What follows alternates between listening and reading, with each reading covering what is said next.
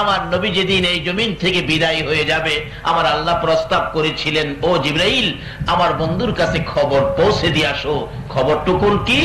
আমার বন্ধু এই জমিনে বহু জায়গায় মায়ের খেয়েছে, আমার বন্ধুর রক্ত মুবারক এই জমিনের মধ্যে লেগে আছে, এই রক্ত মাখা জমিনের মধ্যে আমার বন্ধুকে আমি দাফন করব না। আমার বন্ধুর দেহ মুবারক আমার আরশের ডাইন পাশে দাফন করব। জিবরাইল বলেন, প্রভু গো, এই প্রস্তাবে তো আপনার বন্ধু খুব খুশি হবেন। আল্লাহ বলেন, আমি তো চাই আমার বন্ধু খুশি করতে। জিবরাইল সঙ্গে সঙ্গে আমার আপনার নবীর সামনে হাজির হয়ে যায়। আসসালাতু আসসালামু আলাইকা ইয়া রাসূলুল্লাহ। আল্লাহর বন্ধু গো, আমি জিবরাইলের সালাম গ্রহণ করুন, আমার আল্লাহর সালাম গ্রহণ করুন। বলুন, আমার আল্লাহ এই নবীকে সালাম দেয় কিনা? সেই নবী তো আমাদের নবী, তাহলে আমাদের দাম হবে না, হবে কার? জিবরাইল বলেন, ইয়া রাসূলুল্লাহ, আল্লাহর সালাম গ্রহণ করুন, আমি জিবরাইলের সালাম গ্রহণ করুন। এমন এক সুন্দর খবর আপনার জন্য নিয়ে আসছি, যা শুনলে আপনি নবী খুশি হবেন। কি খবর রে জিবরাইল? আমি জানতে চাই। আল্লাহর বন্ধু গো, আপনার দেহ মোবারক আল্লাহর আরশের ডাইন পাশে দাফন হবে, যা অন্য কোন নবী রাসূলের জন্য হয় নাই, শুধু আপনার জন্য হবে। আপনি খুশি হন, কবুল করুন। আমার নবী এত সুন্দর খবর পাইয়াও খুশি হলেন না, দুইটা চোখের পানি নবী ছেড়ে দিলেন। জিবরাইল বলেন, ইয়া রাসূলুল্লাহ, এত সুন্দর খবর পাইয়া দুইটা চোখের পানি জর্জর করে ছেড়ে দিলেন, কারণটা কি? আমি জিবরাইল জানতে চাই। আল্লাহর নবী বলেন, জিবরাইল রে, কারণটা শুনে নাও। আমার দাফন হবে রে আল্লাহর আরশের ডান পাশে। আরেকটা খবর দিলি না, আরেকটা খবর আমার শোনাইলে না। কোন খবর হুজুর? জিবরাইল, আমার উম্মতের দাফন কই হবে রে? জিবরাইল বলেন, ইয়া রাসূলুল্লাহ, আপনার উম্মতের দাফন এই জমিনের মধ্যে হবে। আমার নবীর কান্না আরো বেড়ে গেছে। জিবরাইল রে, না রে, আমার মন মানে না। আমার উম্মতেরা এই জমিনে পড়ে থাকবে, আমি নবী আল্লাহর আরশে পড়ে থাকবো। আমি আমার উম্মত ফালাইয়া আরশে থাকতে পারবো না। জিবরাইল, আমার পক্ষ থেকে একটা প্রস্তাব আমার প্রভুর দরবারে তুলে ধরো। আমার উম্মতেরা যদি এই জমিনের মধ্যে থাকে রে, আমি নবী আরশে যাব না। আমি আমার গুনাহগার এতিম উম্মতের পাশে এই জমিনের মধ্যে থাকবো। জিবরাইল বলেন, ইয়া রাসূলুল্লাহ, এই জমিনের মধ্যে পড়ে থাকবেন, উম্মতের কি ফায়দা হবে, আপনার কি লাভ হবে? আমার নবী বুঝাইতে চায়, জিবরাইল রে শুনো, আমি দুনিয়ার জমিনে দেখেছি মুরগি যখন বাচ্চা ফোটায়, বাচ্চা নিয়ে সমাজে ঘুরতে থাকে, কোন বিপদ যদি দেখা দেয় রে জিবরাইল, মা মুরগটা দুইটা পাখা বাড়াইয়া দেয়, বাচ্চাগুলো মায়ের পাখার নিচে ঢুকে আরামে শান্তিতে বসে থাকে। রে জিবরাইল, আমি নবী মদিনার মাটিতে থাকবো রে, আমি আমার তামাম পৃথিবীর উম্মতে যদি কোনো বিপদ দেখি, আমি মদিনার জমিন থেকে দুইটা হাত আমি নবী বাড়াইয়া দিব। আমি আমার তামাম পৃথিবীর উম্মত গুলো আমার হাতের মধ্যে ঢুকাইয়া রে, আমি নবী মদিনার জমিনে শান্তিতে থাকবো। আর এই উম্মতের কান্দার নবী রহমতের বান্দার। বলুন, উম্মতের কান্দার নবী, নবী বিনে রোজ হাসরে কে করিবে পার, নবী বিনে রোজ হাসরে কে করিবে পার। উম্মতের কান্দার নবী রহমতের বান্দার, উম্মতের কান্দার নবী মোদের নবী দয়ার সাগর, গুনাহগার উম্মতের পাগল। মোদের নবী দয়ার সাগর, গুনাহগার উম্মতের পাগল, রোজ হাসরে সেজদায় পড়ে কাঁদবে যারে যার, রোজ হাসরে সেজদায় পড়ে কাঁদবে যারে যার। উম্মতের কান্দার নবী রহমতের ভান্ডার, উম্মতের কান্দার নবী রহমতের ভান্ডার। যাইয়া দেখো মদিনাতে কান্দে নবী দিনে রাইতে, যাইয়া দেখো মদিনাতে কান্দে নবী দিনে রাইতে। মাফ করিয়ে দাও গো খোদা উম্মত গুনাহগার, মাফ করিয়ে দাও গো খোদা উম্মত গুনাহগার। উম্মতের কান্দার নবী রহমতের ভান্ডার, উম্মতের কান্দার নবী নবী বিনে রোজ হাসরে কে করিবে পার, নবী বিনে রোজ হাসরে কে করিবে পার। উম্মতের কান্দার নবী রহমতের ভান্ডার, উম্মতের কান্দার নবী রহমতের ভান্ডার। যে নবী উম্মত ফালায়া আর সে যায় না, যে নবী উম্মতের ব্যথা বুকে নিয়ে মদিনায় শুয়ে কান্দে, আল্লাহ বলেন বন্ধু এত মায়া তোমার উম্মতের জন্য, যাও আমি কথা দিলাম তোমার উম্মতের একটু সুযোগ পাইলেই আমি মাফ করে দিব। বিধায় আমরা আজকে মাপ চাই নাই, কিন্তু এই মাহফিলের উদ্দেশ্যে রওনা হলাম। সামনের পাও বাড়াইয়া পিছের পা উঠাইবার আগে আগেই এই বেহেশতের বাগানে ঢোকার আগেই আল্লাহ আমাদেরকে মাফ করে বেহেশতি মেহমান হিসাবে কবুল করেছেন। তাই আমরা সে আল্লাহর শুকর আদায় করেছি। গর্জিয়াস কণ্ঠে আবারও বলুন আলহামদুলিল্লাহ। এই আওয়াজ হয় না, মানুষ তো কম নয়। এই বর্ষাকালের মাহফিল প্রচুর মানুষ, আওয়াজটা তো সেরকম হলো না। এই জন্য তো আমরা বিজাতিদের হাতে মাইর খাই। বলুন আমরা যে নবীর উম্মত, এই নবী কি ছোট নবী না বড় নবী? নবী বড়, কিতাব বড়, উম্মত বড়, কিন্তু আওয়াজ তো ছোট হয়। অথচ এই নবীর উম্মতের জীবনী খুলুন। খোলাফায়ে রাশিদিন ওমর ফারুক রাদিয়াল্লাহু তাআলা যখন মদিনার শাসক ছিলেন, এখনকার যুগের শাসক না, নবীর ভালোবাসার শাসক।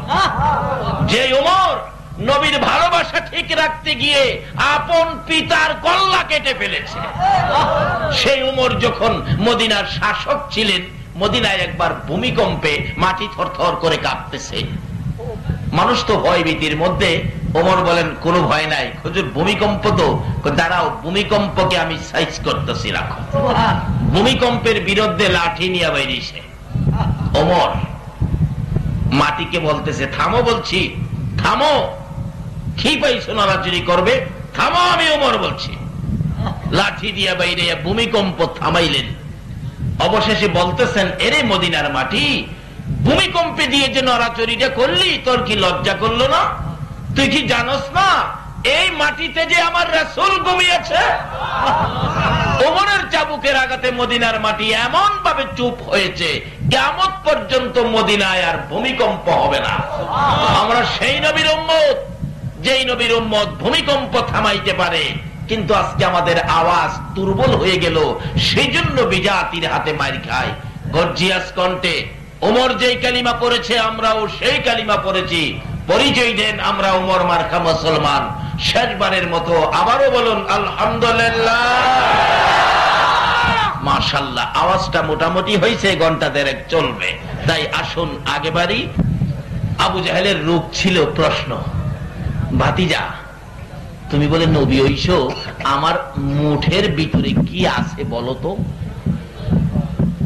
মুঠের ভিতরে আসলে কি? ঘুমাই রয়েছেন আপনারা?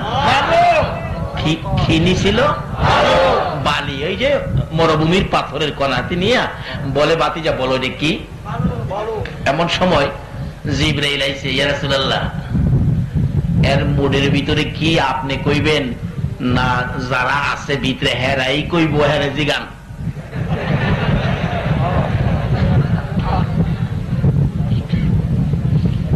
এই নবী হয়তো মেরাজ গেছে, কবরে গিয়া তো এই নবীর দোহাই দিলেই মাপ আছে, এছাড়া কারো দোহাই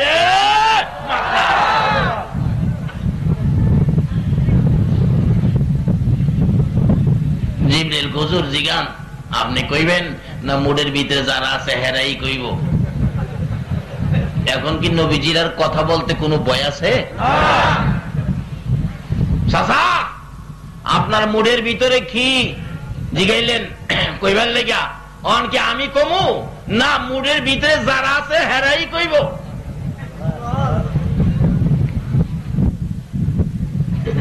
আবু জাহেল কয় মুডের ভিতরে কি ভাতিজা তো জানে না, পাথরের কণায় তো কথা বলবে না, আজকা ভাতিজার নবীগিরি শেষ।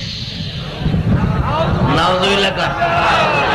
আবু জাহেলের ধারণা পাথরে কথা বলতে পারে না, কিন্তু আমরা নবীর সাথে পাথরেও কথা বলে। এই নবী ওই আমরা নবী কি কার? এই নবী ওই তো রজবে সফর, আশ্চর্য সফর। আসার সময় জান্নাতের টিকেট, জান্নাতের চাবি। আমরা দেশের লোকেরা বিদেশ সফর কিনা কম্বল আনে, কম্বল। আমার নবী একটা কম্বল আনছে না। কি আনছে? কি আনছে? জান্নাতের। এই নবীরে ভালোবাসুন দরকার আছে নি?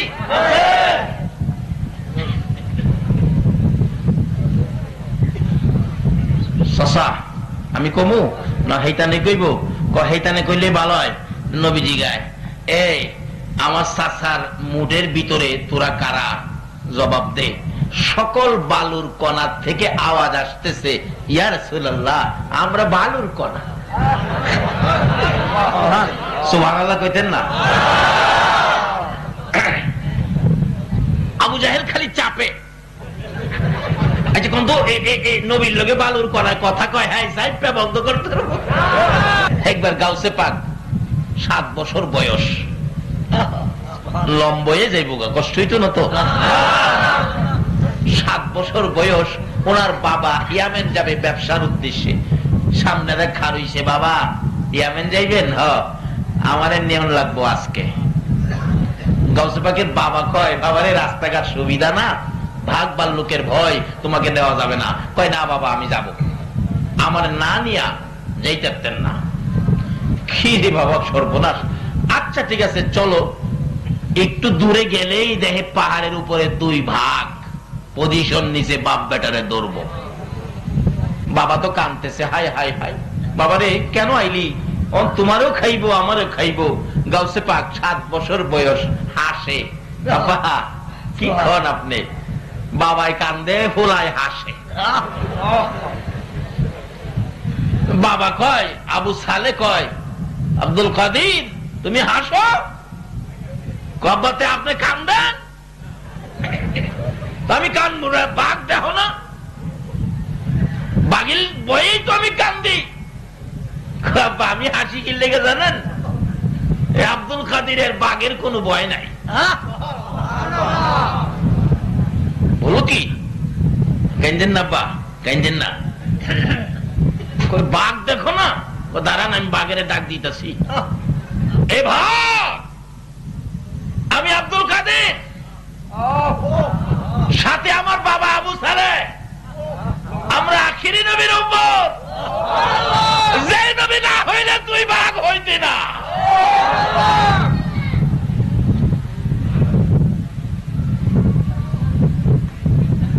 বাঘ দুইটা, একটা কানে আরেকটাই কয় কিরে কার কথা কইলো? বাঘে নবীরে চিনিনি? সুবহানাল্লাহ কইতেন না? অবশেষে তাদের মন মানসিকতা পাল্টে গেল। আস্তে আস্তে নিচে আসে নাইমা গেছে। আবু সালে কান্দে, বাবারে খাইবো খাইবো। গাউসে পাক কয় বাবা ভয় পায়েন না, আপনি দাঁড়ান। 2 জন দাঁড়াইছে। বাঘে খাইবো এত সাহস বাঘের হয় নাই। তার জীবনী লেখে 2 ভাগ কাছাকাছি আইসা বাপ বেটার পায়ে সালাম করে বিদায় হয়ে যায়। আমরা সেই নবীর উম্মত, যেই নবীর উম্মতের পায়ে জঙ্গলার বাঘ এসে সালাম করে। মা আমেনা বলেন যেদিন রাহমাতাল লিল আলামিন নবী আমি আমেনার পেটে ছিল, আমি মাটির কুয়ার থেকে পানি উঠাইতে গিয়েছিলাম। কুয়ার পারে গিয়ে যখন দাঁড়াইলাম, কে যেন ডাকতেছে, জিবরাইল, আমার বন্ধুর মা আমেনা এত নিচ থেকে পানি উঠাবে, আমি সইতে পারি না রে জিবরাইল। আমার বন্ধুর মা ওই নিচের থেকে পানি উঠানোর বালতি সারার আগে আগে রে নিচের পানিগুলো উপরে উঠাইয়া দে। মা আমেনা বলেন, এমনি সময় দেখি পানিগুলো উপরে উঠে গেছে। মানুষ যেমন নদীর থেকে পুকুর থেকে কলস বুড়াই, আমি আমেনা সেইভাবে কলস বুড়াইয়া বাড়ির দিকে রওনা হলাম। একটু পরে দেখি একটা বাঘ দৌড়া এসে আমার সামনে দাঁড়াইছে। আমি আমেনা থরথর করে কাঁপতেছি, বাঘ বুঝি আমাকে খেয়ে ফেলবে। বারবার আমেনার মুখের দিকে তাকাই বাঘ, আবার আকাশের দিকে তাকাই, আমেনার ভয় দেখে বাঘ ডাকতেছে, প্রভু গো আমার জবান খুলে দাও না গো, তোমার বন্ধুর মায়ের সাথে কথা বলি। আমার আল্লাহ বলেন, বাঘ আমার বন্ধুর মায়ের সাথে কথা বলবি রে, যা আমি তোর জবান খুলে দিলাম। বাঘ ডাকতেছে, আমেনা গো, ও আল্লাহর বন্ধুর মা আমেনা, তুমি কেন ভয় পাইতেছ? আমেনা বলেন, ভয় পাচ্ছি তোমাকে দেখে আমাকে নি খেয়ে ফেলো। আমেনার এই কথার জবাব দেন জঙ্গলার ভাগ, রে আমেনা, আমি তোমাকে খাইতে আসি নাই, একটা খবর তোমাকে শোনাইতে আসছি। আমেনা গো, তোমার পেটের ভিতরে রাহমাতুল লিল আলামিন, রে আমেনা, তোমাকে খাওয়ার জন্য আসি নাই, ওই রাহমাতুল লিল আলামিন নবীকে সম্মান করার জন্য, একটা তাজিমের সেজদা করার জন্য আমি বাঘ তুমি আমেনার পায়ে সালাম করে গেলাম। যে নবীর মা আমেনা বাগে সালাম করতে আসে, এই নবীর উম্মতের কি বাগে খাইতে পারবে? গাউসে পাক বলেন, বাবা ভয় পাইেন না, কারণ খাইবো দূরের কথা, সালাম কইরাই তো কুল পাইতো না। আচ্ছা কোন তো গাউসে পাকের জীবনের মধ্যে কি কোনো বেজাল চরিত্র আছে?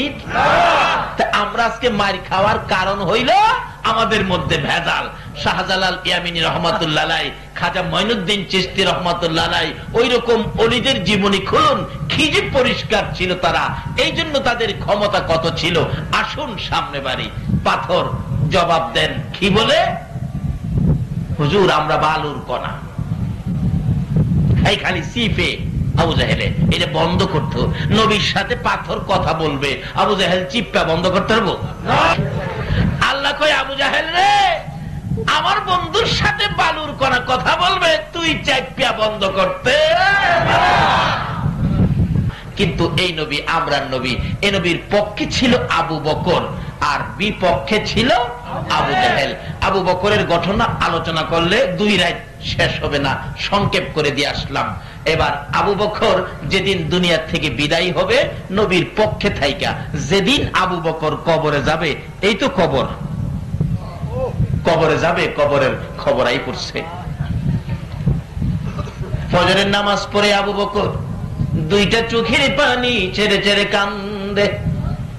হযরতে উসমান গনি বলেন, আমি আবু বকরের গলায় ধরে কান্দি, আবু বকর গো, নবী যেদিন এই জমিন থেকে বিদায় হয়ে গেল, তোমাকে দেখলে আমরা শান্তি পাই, তোমার কথাগুলো শুনলে আমরা শান্তি পাই, তুমি এইভাবে কেন কান্দো? আবু বকর বলেন, উসমান গনি রে, আজকে রাত্রে রাসূল আমারে ডাক দিয়েছে। আবু বকর, তুমি না ছিলে আমার হিজরতের সাথী, তুমি না ছিলে আমার গুহার সাথী, তুমি না ছিলে আমার মদিনা যাওয়ার সঙ্গী, তুমি না গুহার মধ্যে আমি যে ঘুমিয়েছিলাম তোমার উরতের উপর মাথা রেখে, তোমাকে যে সাপে দংশন করেছে, তুমি যে জীবন দিতে রাজি, আমি রাসূলের ঘুম ভাঙাইতে রাজি না। আবু বকর 2 বছর 2 মাস 10টা দিন পার হয়ে গেল, আমি রাসূল একা একা রওজায় শুয়ে আছি। তোমার কি মন চাই না রে আবু বকর আমার পাশে শোয়ার জন্য? আমি রাসূল আর কতদিন একা একা থাকবো? এমনি সময় দয়ার নবী মায়ার নবীর ডাক আবু বকরের কানে লাগলে আবু বকর ঘুম থেকে উঠে কাঁদতেছেন, নবী আমাকে ডাক দিয়েছে, বিদায় হয়ে যাব। ফজরের নামাজ পড়ে বিছানায় বসে কান্দে। ওসমান গনি বলেন, কান্দো কেন? ও ওসমান গনি, আমি বিদায় হব, কান্দি। ওসমান গনি, শোনো গো, আমি তো নবীর প্রেমে, নবীর ভালোবাসায়, নবীকে খুশি করে আল্লাহকে পাওয়ার জন্য আমার সকল সয় সম্পত্তি বিলীন করে দিয়েছি। 10টা পাই পর্যন্ত আমি আবু বকরের ঘরে নাই। আজকে রাত্রে আলু জ্বালাবো, তোল কিনার পয়সা পর্যন্ত আমার ঘরে নাই। এরে ওসমান গনি, আমি যদি আজকে মৃত্যুবরণ করি, কথা দাও আমি আবু বকরের কাফনের কাপড় কিনা দিবানি। সংক্ষেপ করে দিলাম, এই নবীকে চিনার পরে আবু বকর এইভাবে সব বিলীন করে দিয়েছে।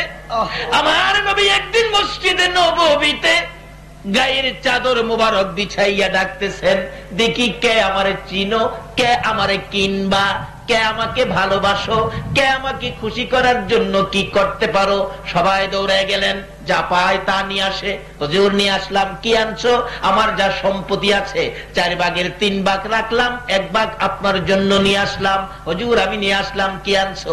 4 ভাগের 2 ভাগ রাখলাম, 2 ভাগ আপনার জন্য নিয়ে আসলাম। এইভাবে জমা দিতে থাকলো রাসূলকে খুশি করার জন্য। হযরতে আবু বকর বাড়িতে যাইয়া 2টা চোখের পানি ছেড়ে ছেড়ে কান্দে। বিবি বলেন, স্বামী গো, কেন কান্দো? ব্যাপার কি? কান্দি রে বিবি, রাসূলকে খুশি করব, ঘরে কিছুই নাই, আমি কি নিব, কি দিব, কি দিয়ে খুশি করব? এবার গায়ের রুমালটা বিছাইয়া 4 কাপ পাইলেন, দিলেন। গ্লাস পাইলেন, দিলেন। নিমকদানি পাইলেন, কুপি বাতি পাইলেন। কুটিনাটি ছোটখাটো জিনিস যা ছিল প্যাকেট করলে। বিবি ডাকতেছেন, স্বামী গো, এই সবগুলো প্যাকেট করে কই নিয়ে যাবেন? ও বিবি, রাসূলের জন্য নিয়ে যাব। ঘরে দি কিছুই নাই, সব নিয়ে যাবেন? হ। এমনি সময় দেখে মহিলারা কানের অলংকার খুলে খুলে, গলার হার খুলে খুলে পাঠাইতেছে বাচ্চাদেরকে দিয়ে। আবু বকরের বিবি বলেন, স্বামী, মহিলারা ওদিকে কিছু দেয়, আমি কি দিব? আমার জন্য কিছু রাখেন। একটা গ্লাস হাতে নিয়ে বললেন, এই গ্লাসটা আমার নামে নবীর রুমালে দিয়েন। আবু বকর বলেন, বিবি গো, আমি তো সবগুলি নিয়ত করে ফেলেছি, আমি আবু বকর দিব, এই নিয়ত আর ঘুরাইতে পারবো না, তোমার নামে নিব না। বিবি বলেন, স্বামী, তা যদি না করেন একটু দাঁড়ান, আমি রাসূলকে খুশি করার জন্য কিছু করব। কি করবে রে বিবি? সঙ্গে সঙ্গে আবু বকরের বিবি বিছানার থেকে খেজুর পাতার চাটাই টাইনা বাহির করে, খেজুর পাতার চাটাই পরনে লাগাইয়া পরনের কাপড় টাইনা খুলে। আবু বকর বলেন, বিবি কি করবি রে? পরনের কাপড় খুলে, স্বামী গো, আর কিছুই নাই রাসূলকে দেওয়ার জন্য, আমি খেজুর পাতার চাটাই পরে পরনের কাপড় খুইলা দিলাম, আবার রাসূলের রুমালে দান করে দিও। আবু বকর বলেন, বিবি রে, তোর কি মন চায় পরনের কাপড় খুলে রাসূলকে দেওয়ার জন্য? আবু বকরের বিবি বলেন, স্বামী গো, শুধু পরনের কাপড় নয়, আমার মন চায় কলিজাটা খুইলা রাসূলকে দেওয়া দিতে। এইভাবে আবু বকরের বিবি সহ আবার রাসূলের জন্য পাগল ছিলেন। সংক্ষেপ করে দিলাম, বিদায় হবে। ও আবু বকর বিদায় হয়ে যায়। সকালবেলা কাঁদতেছে হযরতে আলী রাদিয়াল্লাহু তাআলা আনহু গলায় ধরে, আবু বকর এইভাবে কান্দো, তুমি বিদায় হয়ে গেলে আমরা কার কাছে যাব, কার কথা শুনবো, কার কাছে গিয়ে শান্তি পাবো? অনেক লম্বা ঘটনা সংক্ষেপ করে দিলাম। আবু বকর বলেন, ও সঙ্গীরা, রাসূল ডাক দিয়েছে, আর থাকবো না, বিদায় হয়ে যাব। আমি যে রাসূলকে ভালোবাসতাম, নবীর পক্ষে ছিলাম, নবীর কথাগুলো মানতাম, নবীকে ভালোবাসতাম, নবীর জন্য সব বিলীন করে দিয়েছিলাম। আমার এই ভালোবাসায় আমার নবী খুশি হয়েছে কিনা আমি কবরে যাওয়ার সময় তোমরা প্রমাণ করে দিও। কই যাওয়ার সময়? কিভাবে করব আবু বকর? আমাকে গোসল দিয়ে কাফন পরাইয়া জানাজা শেষ করে কবর দেওয়ার আগে নবীজির রওজার পাশে রাইখা ডাক দিও নবীজিকে, নবী গো, আপনার গোলাম আবু বকর আপনার পায়ের নিচে হাজির, বলুন আবু বকরকে কোথায় দাফন করব? নবীজি রওজা পাকে আসেনি? জীবিত না মৃত? আপনাদের বিশ্বাস কি জীবিত না মৃত? হায়াতুন নবী, জিন্দা নবী, রওজা পাকে এখনো শুয়ে শুয়ে আপনার আমার জন্য 24টা ঘন্টাই নবী কাঁদতেছে।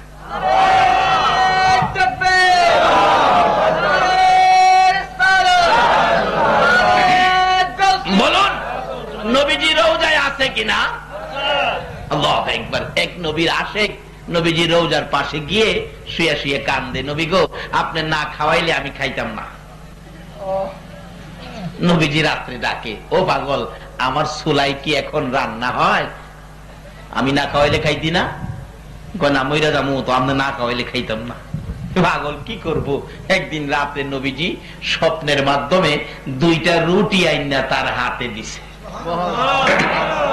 স্বপ্নে অনেক সময় খাই না আমরা? আমরার খাওয়া আর পাওয়া, নবীজির দেওয়া আর খাওয়া একরকম হবে? আমরা তো স্বপ্নে খাই মাশাআল্লাহ, পোলাও খাই, দেশি মুরগির রান খাই, 2 হাতে সমানে খায়, ঘুমেতে ওইটা দেহে খাতা সিরা মুহ দিয়া রাখছে। আর ওই নবীর আশেক বলেন, আমি রওজা পাকের পাশে ছিলাম, আমার হাতে 2টা রুটি দিলে আমি ঘুমের মধ্যে খাইতেছি, একটা রুটি খাইয়া আরেকটা মাঝখান দিয়ে ছিঁড়ে অর্ধেকটা খাইলাম, বাকি অর্ধেকটা আমার হাতের মধ্যে ঘুম ভেঙে গেছে।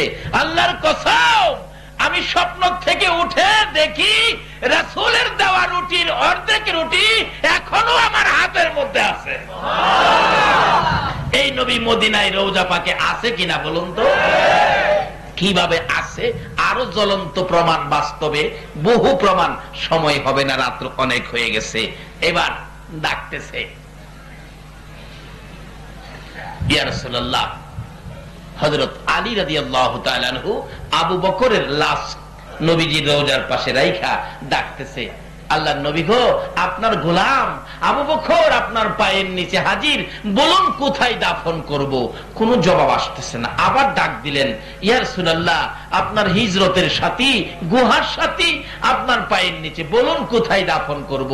কোনো জবাব নাই। তৃতীয়বার মাথায় হযরত আলী রাদিয়াল্লাহু তাআলা খুব কাঁদতেছেন, ইয়া রাসূলুল্লাহ, আবু বকরের বেলায় যদি কথা না বলেন, আমাদের বেলায় জানি কি হয়। এমনি সময় হাজার হাজার সাহাবীর সামনে নবীজির রওজা পাক থরথর করে কাঁপতেছে। সুবহানাল্লাহ। সবাই এক বাক্যে নজর দিলেন, এক ধ্যানে তাকিয়ে রইলেন।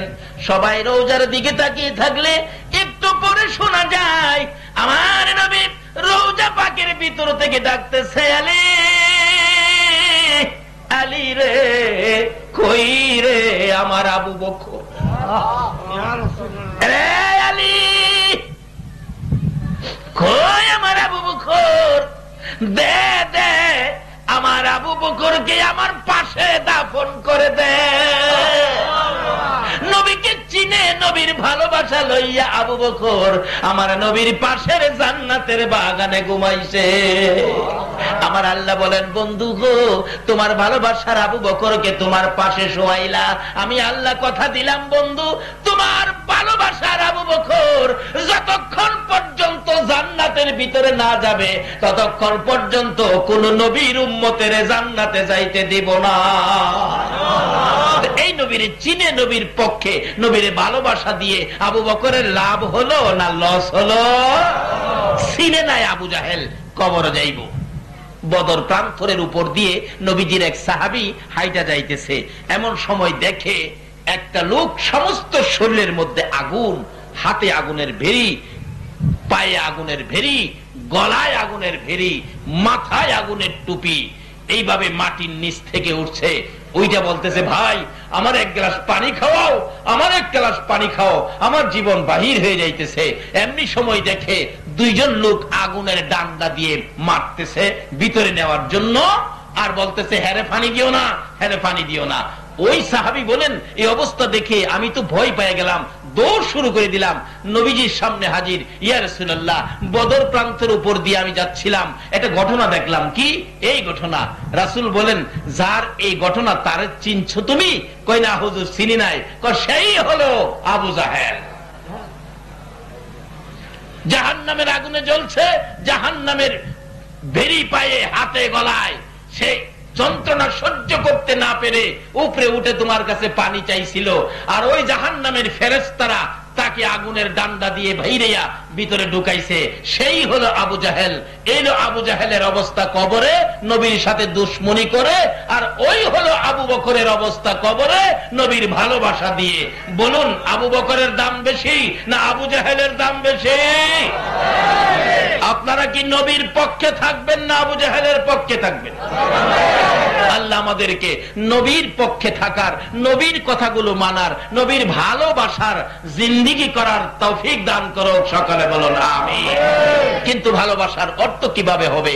আজকে রজব চাঁদ, এই রজব চাঁদে আমার নবী মেরাজের সফর করেছে। আসার সময় কি নিয়ে আসছে? আসসালাতু মেরাজুল মুমিনিন।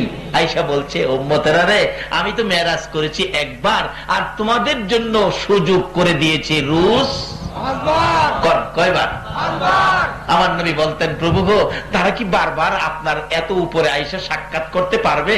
আল্লাহ বলছেন, বন্ধু, তাদের আসতে হবে না, তোমার উম্মত তো আমি তোমার ভালোবাসার খাতিরে তোমার উম্মতের সাক্ষাতের জন্য আরশ কুরসি লৌহ কলম ফালাইয়া তোমার উম্মতের সাক্ষাৎ দেওয়ার, দিদার দেওয়ার জন্য আমি আল্লাহ নিজে জমিনে নাইমা যাবো।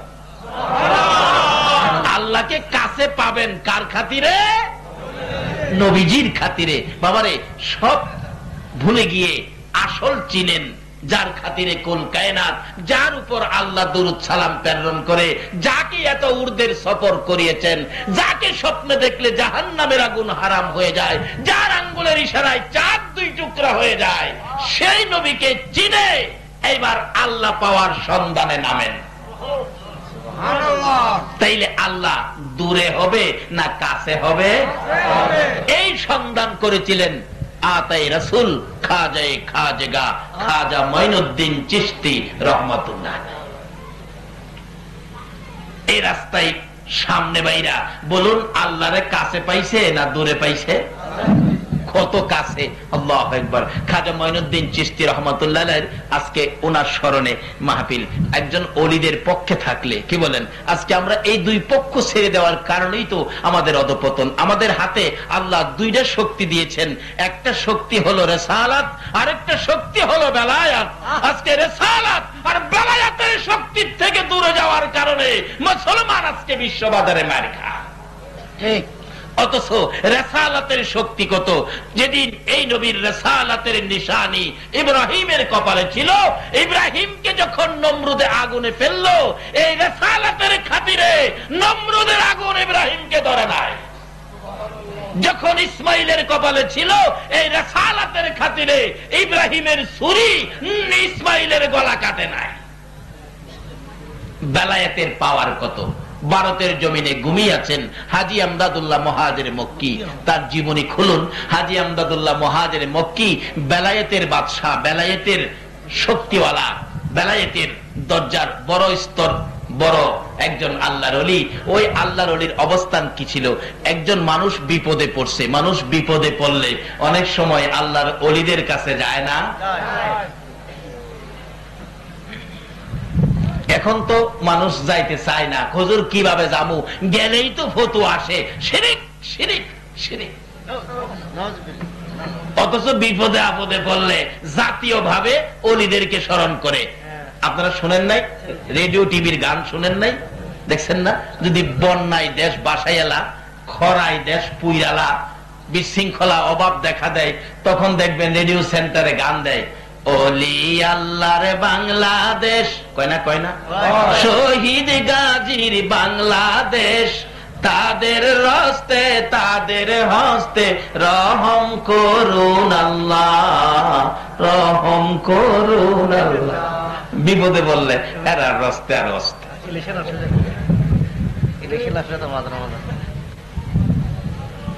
আসলে আল্লাহর ওলিদের কাছে যাওয়ার অর্থই হলো আল্লাহর কাছে যাওয়া। কেন? আল্লাহ বলছে ওলিরা হলো আমার বন্ধু। ওলি শব্দের অর্থই হলো বন্ধু। একজন ওলিদের কাছে থাকতে পারলে লাভ হবে না কেন? বাস্তবে আসুন। হাজী আমদাদুল্লাহ মুহাজির মক্কি ভারতের জমিনে ঘুমিয়ে আছেন। এবার এক লোক বিপদে পড়ছে। কি বিপদ? তার বাচ্চা ছেলেটা হারিয়ে গেছে, ছেলেটা পায় না। অন বাচ্চা ছেলে যে পায় না, অন কার কাছে কইবেন? এটা জাতিসংঘের কাছে বিচার দিলে কাম হইব? আল্লাহর ওলির কাছে গেলে যে মা বাবা কাঁদতেছে, হুজুর আমার বাচ্চা ছেলেটা, একটা ছেলের ছেলেটা পায় না। আল্লাহর ওলি কিছুক্ষণ পরে বলতেছেন, বাবারে তোমার ছেলেটা তো আছে, জিন্নাত নিয়ে গেছে, জিনে নিয়ে গেছে। জিনে নিয়ে একবারে সমুদ্রের মাঝখানে দ্বীপের মধ্যে ফেলে রাখছে, যেখানে কেউ নাই, খানা দানা নাই, কিচ্ছু নাই। ছেলেটা কষ্টের মধ্যে আছে, হয়তো 2-4 দিন পরে ছেলেটা মারা যাবে। আচ্ছা বলুন তো, মা বাবার ব্যথা আরো বাড়ছে কিনা? অবশেষে বলতেছেন, হুজুর আপনার ভাই ধরি, হুজুর হুজুর আমার ছেলেটারে হুজুর দয়া করে আইনা দেন। কি দিয়ে আনবো? আনতে গেলে হেলিকপ্টার দরকার। তখন তো হেলিকপ্টার আবিষ্কার হয়েছে না। কিন্তু বেলায়েতের পাওয়ার কত, বেলায়েতের ওলিদের শক্তি কত! উনি বললেন তোমরা একটু চুপ করে বসো। বসায়া কিছুক্ষণ আল্লাহর ওলি চুপ করে থাইকা বলতেছেন, যাও বাড়িতে যাও, তোমার ছেলে বাড়িতে আইছে। মা বাবা দৌড়ে গেছে, যে দেখে দরজার সামনে বাচ্চাটা একেবারে জ্ঞান হারা অবস্থায় পড়ে আছে। নিলেন, একটু গোসল টুসুল করাইলেন, কিছু নাস্তা পানি খাওয়াইলেন। একটু সুস্থ হইলে বলতেছে, মা বাবা, বাবারে চলো যাই, যে হুজুরের দোয়ায় তোমারে পাইছি সেই হুজুরকে দেখাইয়া নিয়ে আসি। ওই হুজুরের কাছে নেওয়া মাত্রই বাচ্চাটা বলতেছেন, আব্বু এ হুজুরটারে চিনেন? মা বাবা কয়, চিনি মানি? এ হুজুরের দোয়াই তো তোমারে পাইছি। আব্বু খালি দোয়াই না তো, আপনি তো দেখেন নাই। আমি দেখছি এই হুজুরটা সমুদ্রের কিনারে থাইকা সমুদ্রের এই পার থেকে ওই দ্বীপের মধ্যে 2টা হাত বাড়াইয়া দিছে। আরে আকাশ জমিন হইল সৃজন নবীর কারণে, সেই জমিনে খেলে আল্লাহর ওলিগণে। হায়রে সেই জমিনে যাইয়া দেখো হিন্দুস্তানে, শত শত ওলিগণে। যাইয়া দেখো হিন্দুস্তানে, শত শত ওলিগণে। প্রেমের রশি বাঁধছে তারা মদিনার শোনে, প্রেমের রশি বাঁধছে তারা মদিনার শোনে। সেই জমিনে খেলে আল্লাহর ওলিগণে। হায়রে সেই জমিনে দেখলে খাজা বাবার খেলা, আসে গনের বারে জ্বালা। দেখলে খাজা বাবার খেলা, আসে গনের বারে জ্বালা। আইনা সাগর শুকিয়ে দেই বসে নির্জনে, আইনা সাগর শুকিয়ে দেই বসে নির্জনে। সেই জমিনে গনে, হাইরে সেই জমিনে খেলে আল্লাহ। হাত বাড়াইয়া আমারে টান দিয়া উঠাইয়া নিয়ে আইছে। বলুন ওলিদের হাত সমুদ্রের এপার থেকে ওই পার পর্যন্ত যাবে কিনা? এটাই তো ওলিদের কেরামত। এটা কি ওলিদের রাসূল বলছে, কারামাতুল আউলিয়ায়ে হাক্কুন। ওলিদের কেরামত সত্য রাসূল বলে গেছেন।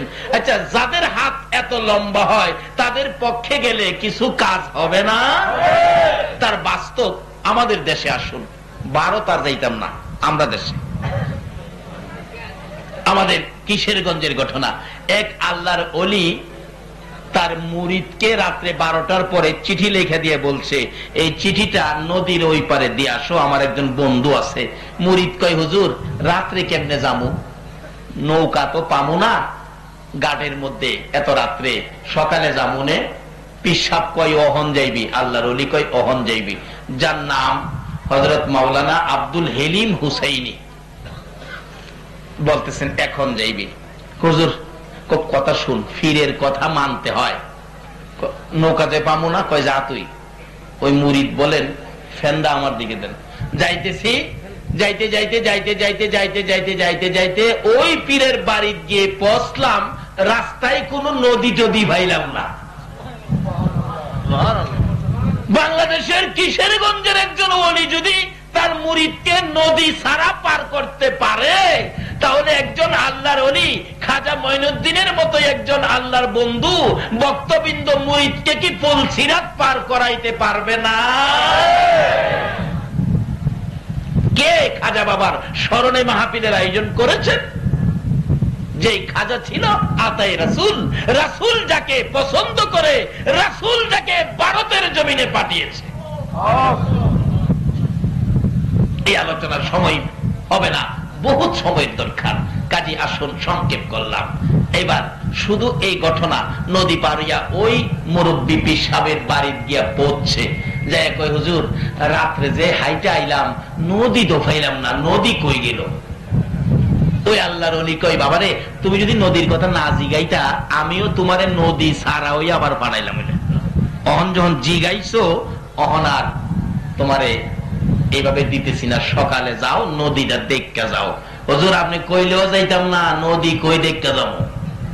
সকালবেলা ঘুম থেকে উঠে একবারে সূর্য উঠছে, ফর্সা হয়ে গেছে, লোকজন ঠিকঠাক মতো চলাফেরা শুরু হয়েছে। হুজুর এইবার যাবো, যাই দেখেন নদী আছে, নৌকা আছে, নৌকার মাঝি আছে।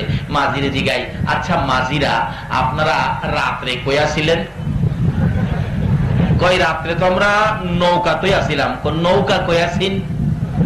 পাগল মাঝিরা কই হ্যাঁ মাথা পানি দে, নৌকা বলে কই আসিন? নৌকা যেমন তেমন, নদী কই আসিন? আচ্ছা অহন হ্যার মাথা পানি দেওয়ান লাগতো না? আচ্ছা এই ক্লাসে যারা পড়ছে না এরা এটা বুঝবো? এই ক্লাস পড়তে হবে না? আল্লাহু আকবার।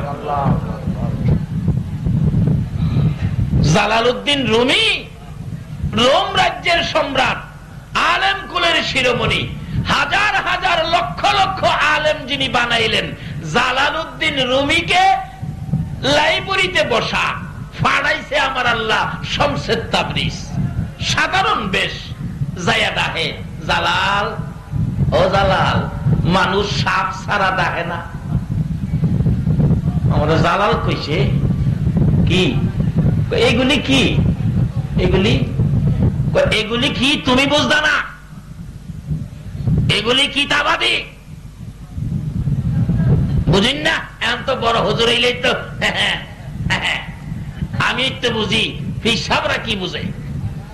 জালালউদ্দিন রুমি কয় এগুলি কি তুমি বুঝদা না? শমসে তাবরিজ সঙ্গে সঙ্গে কিতাবগুলি টাইনা কিছু আগুনে ফালাইলো, কিছু পানিত ফালাইলো। কি করলো তুমি? আমার কিতাব পানিত ফালাইছো, আগুনে ফালাইছো। শমসে তাবরিজ কই বাবারে চিল্লাইও না, তোমার কিতাব দিতাছি। আগুনের ভিতরে হাত দিয়ে টাইনা বাহির করে দিল, নাও। পানির ভিতর থেকে টাইনা আইনা দিল, নাও।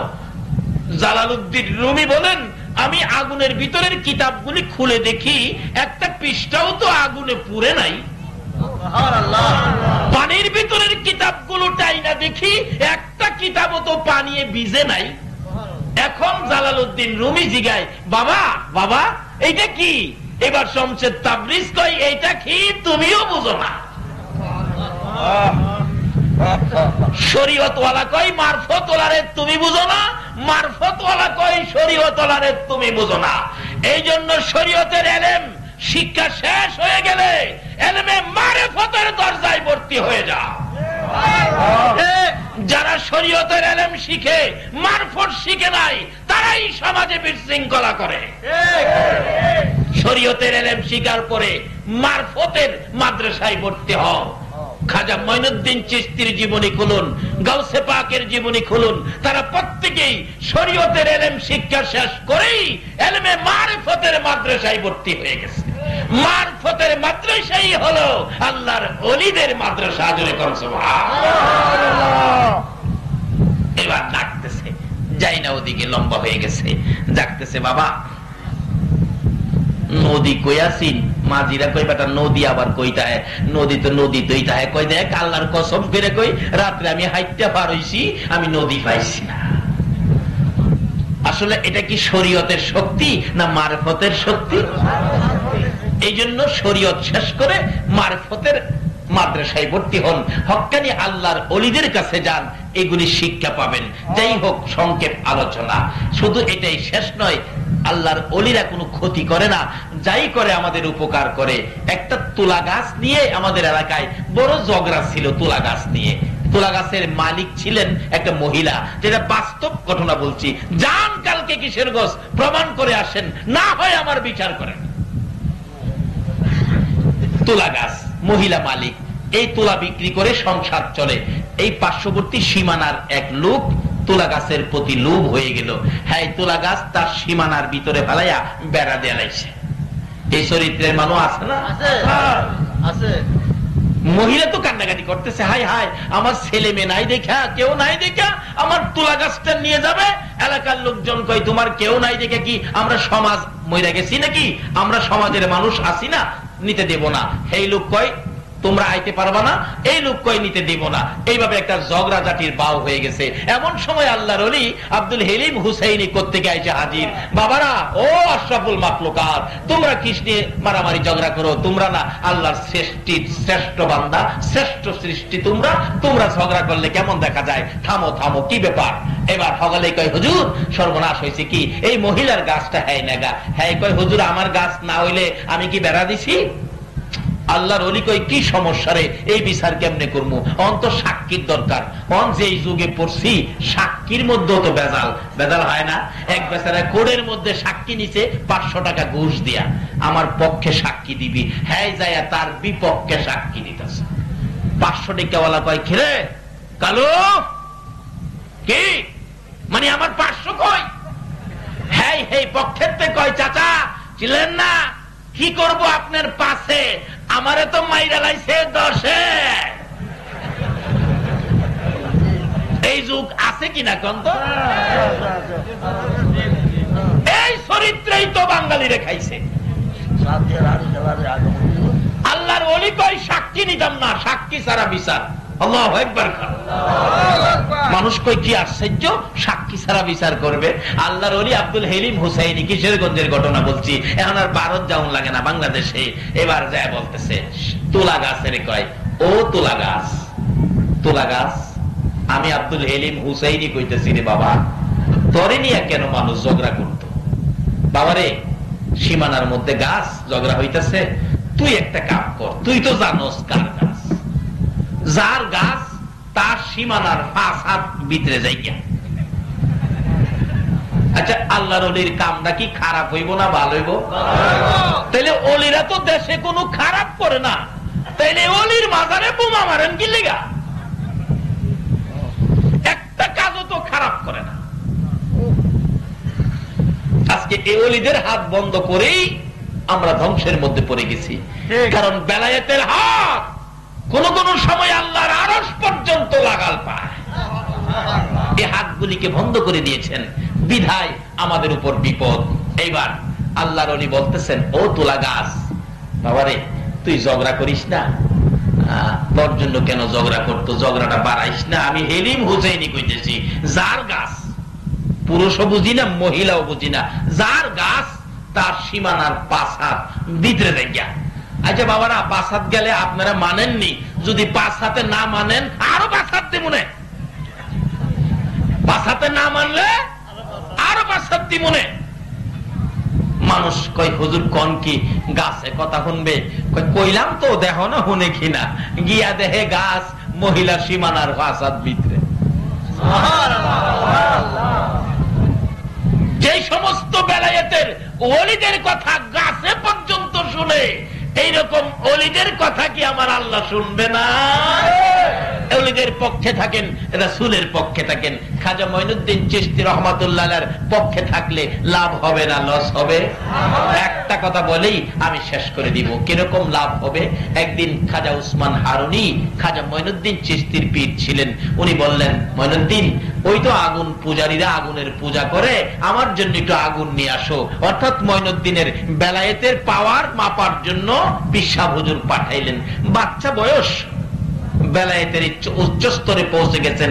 মঈনুদ্দিন ডাকতেছেন, আমরা একটু আগুন দিবেন, আমার পিসাব কেবলা আগুন চাইছে। আগুন পূজারীরা কয় না না, আগুন দেওয়া যাবে না, এটা আমরা পূজা করি। কয় আপনারা পূজা করেন, একজন আগুনের ভিতরে জানতো। ওই মঈনুদ্দিন কইতেছে। সকলে কয় বাবারে, আগুনের ভিতরে গেলে কি থাকা যাবে? পুইরা ছাই হয়ে যাবে। কই কি এর পূজা করেন? তাই পুইরা পালাইবো আগুনে? আমি তো আগুনের পূজা করি না, আমি মঈনুদ্দিন, একটু আগুনের ভিতরে যাই তো, আপনারা কিন্তু আমার কিছু কইেন না। না না না বাবা, পুইরা যাইবা, দেখা যাইব না পুইরা যায় কিনা। খাজা মঈনুদ্দিন আগুনের ভিতরে ঢুকছে।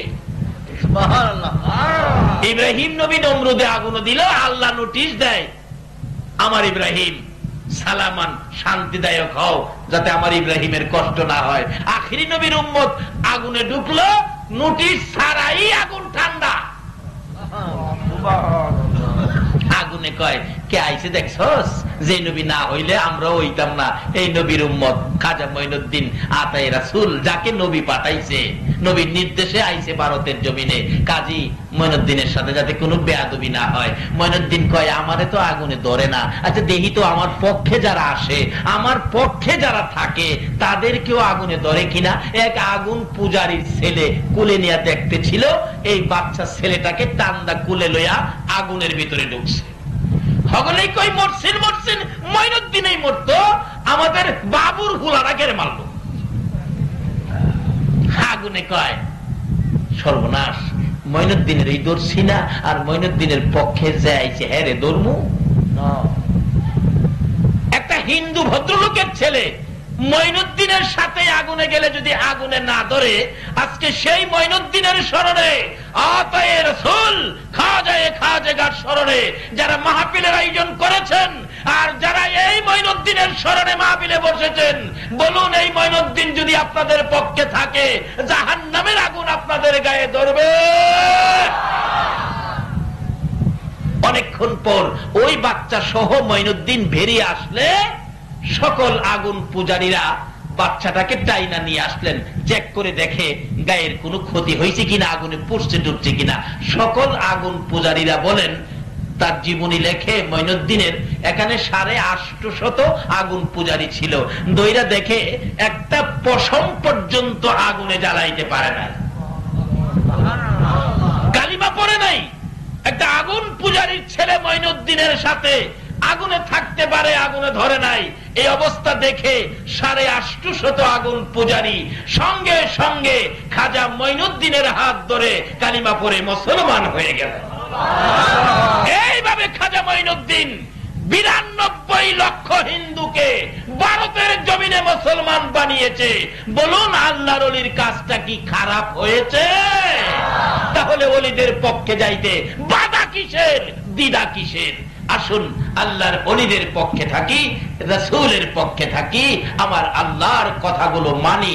আল্লাহ আমাদেরকে সেই তৌফিক, সেই বুঝ দান করুন। সকলে বলুন আমিন। তাগফির লানা ওয়া তারহামনা লানাকুনান্না মিনাল খাসিরিন। রব্বিরহামহুমা কামা রাব্বায়ানি সগীরা। রব্বুল আলামিন, রজব চাঁদে তোমার শাহী দরবারে হাত বাড়াইলাম।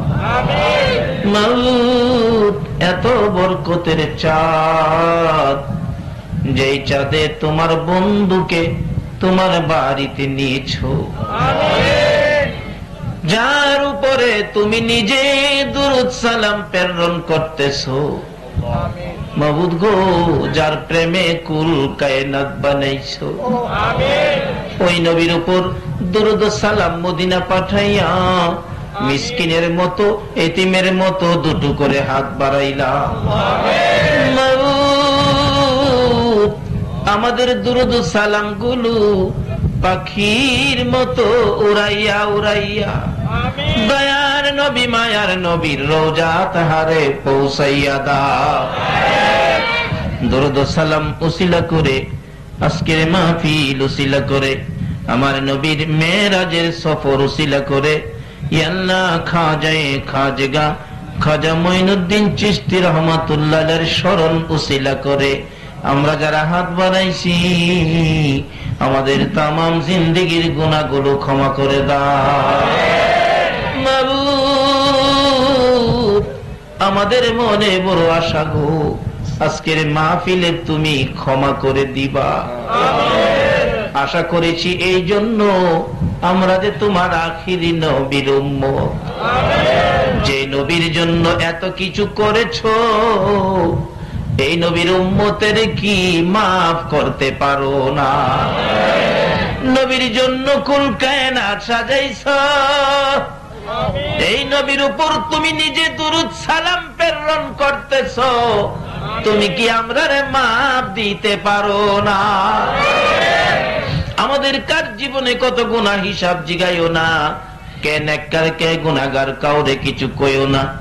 এই রজব চাঁদে নবীর মেরাজের খাতিরে আখিরি নবীর উম্মত বলে আমাদের সবাইকে তুমি মাফ করে দাও গো আল্লাহ। ই আল্লাহ, সারা রাত মাহফিলে কাটাইয়া তোমার বান্দারা তোমার বন্ধুর গুনাহগার উম্মতেরা হাত বাড়াইছে, মাফ চাইলা মাফ করছো নি গো আল্লাহ। ডাক দেন না আল্লাহ, এ আল্লাহ, এ আল্লাহ, জীবনের গুনাহ মাফ করছো।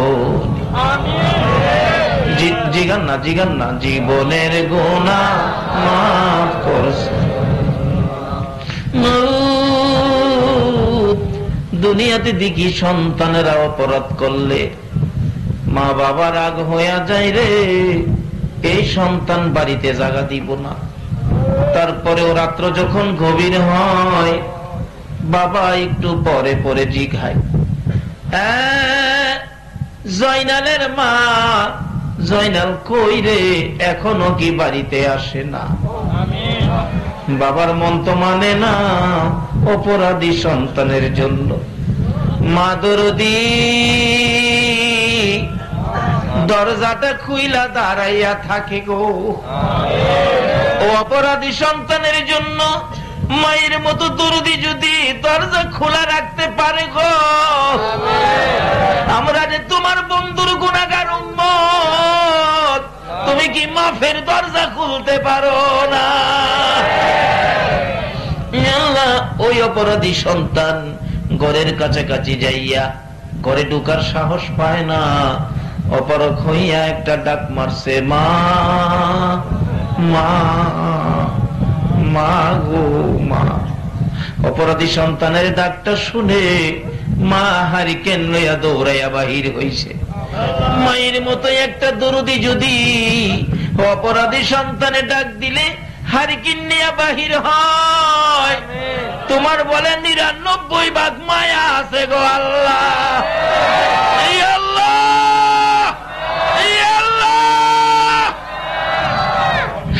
তোমার ৯৯ ভাগ মায়ার দুয়ারে আমরা গুনার বুঝা লইয়া তোমার আল্লাহ আল্লাহ কইয়া ঢাকলাম। তোমার কি মায়া লাগে না? তোমার কি দয়া লাগে না? আমাদের কথাই যদি মাপ না দাও, তোমার বন্ধু যেদিন দুনিয়ার থেকে বিদায় হবে চোখ ভর্তি পানি ছিল।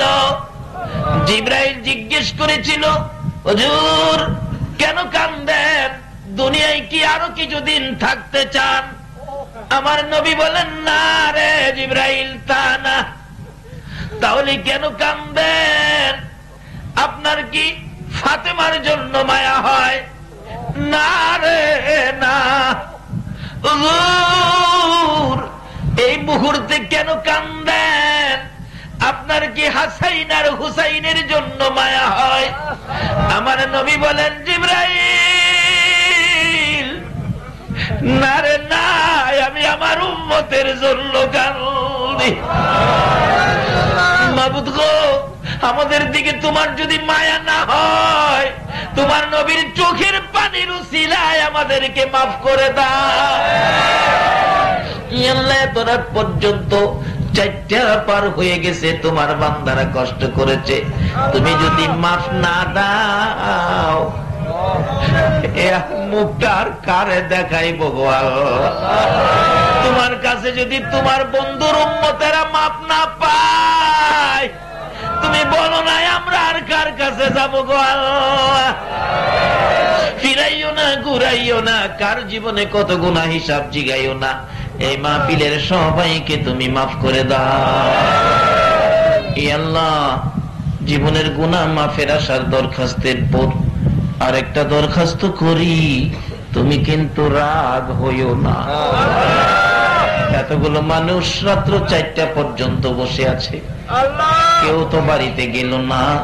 আমি তো জানি না কে কোন ব্যথা লইয়া বসে আছে। কার মনে জানি ব্যথা মানায়, কার মনে জানি ব্যথা বাবা নাই রে। আমার মতো মায়ের অভাবী কে জানি রে হাত বাড়াইছে। যার বাবা নাই, বাবার অভাবী কে জানি হাত বাড়াইছে।